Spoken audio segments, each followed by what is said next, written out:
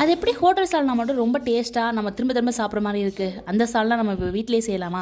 So அதுக்கு oil சூடானதுக்கப்புறம் சோம்பு, பட்டை, கிராம்பு, ஏலக்காய், அதுக்கப்புறம் கல்பாசி இருந்தால் ஆட் பண்ணிக்கோங்க, இன்னும் மணமாக இருக்கும். அதுக்கப்புறம் வந்துட்டு கசகசா, 2 பிரிஞ்சி இலை இதெல்லாம் நல்லா பொரிஞ்சதுக்கப்புறம் பச்சை மிளகா, வெங்காயம் இதெல்லாம் நல்லா வதக்கிக்கோங்க.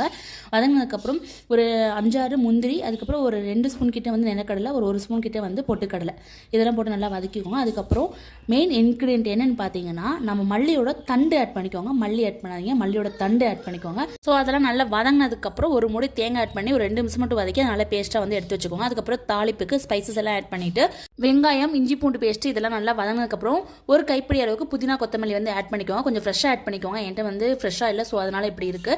அதுக்கப்புறம் வந்து மசாலாவுக்கு வந்துட்டு 1/4 ஸ்பூன் மஞ்சத்தூள், 2 ஸ்பூன் கிட்டே வந்துட்டு மல்லித்தூள், அதுக்கப்புறம் வந்துட்டு ஒரு 1.5 ஸ்பூன் கிட்டே தனி மிளகாய் தூள், காரத்துக்கு தகுந்தப்போ கூடவோ குறைச்சி ஆட் பண்ணிக்கோங்க. அதுக்கப்புறம் வந்து நம்ம அரைச்சி வச்சிருந்த பேஸ்ட் எடுத்து ஆட் பண்ணி நல்லா வந்து எண்ணெய் பிரிஞ்ச அளவு கொதிக்க விட்டுக்கோங்க. ஃபைனலாக ஒரு 1/2 ஸ்பூன் கிட்டே மிளகுத்தூள்,